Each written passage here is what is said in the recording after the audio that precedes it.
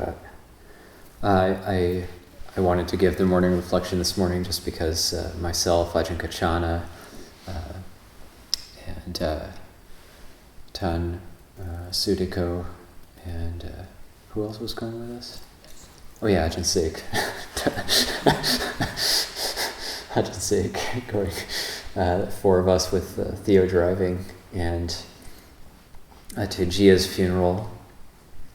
And this is very much, going to this funeral is very much like in Thai they say Jop Ruang, like it's like we've been part of her death process for so long, and now this is the final step, and to do our duty of going to this funeral is very, very important. And this is what we do as monks. And it brings up just a number of reflections.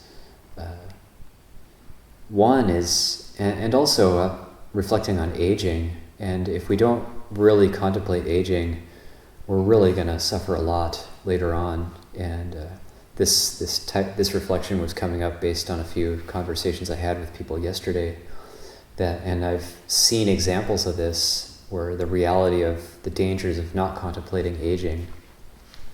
Because no matter how healthy, strong, beautiful, handsome we are, no matter how much yoga and qigong we do, no matter how much we meditate, practice, the body is still going to age and eventually grow decrepit and eventually die. And I've even seen there's examples even of people who might be incredibly fit and do triathlons and run, and then and do all sorts of sports, and then as the body ages, they can't do that anymore. And there's even examples of people who kill themselves. Suddenly everything just falls apart because they can't do these activities anymore. And this is the danger of taking refuge in the body. So if we don't know about aging, we don't know that eventually, and it's not even going to be that long, because once we're actually old, then we're in that, and the past is no longer there. We're not young anymore.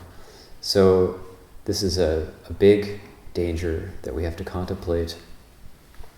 And then old age only has one inevitable end, which is death.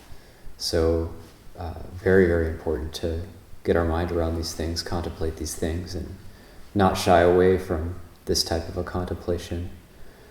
Because if we don't contemplate aging, this is one of the heavenly messengers that reminds us to think about these things, and we'll remain intoxicated with youth, or intoxicated with health, intoxicated with life.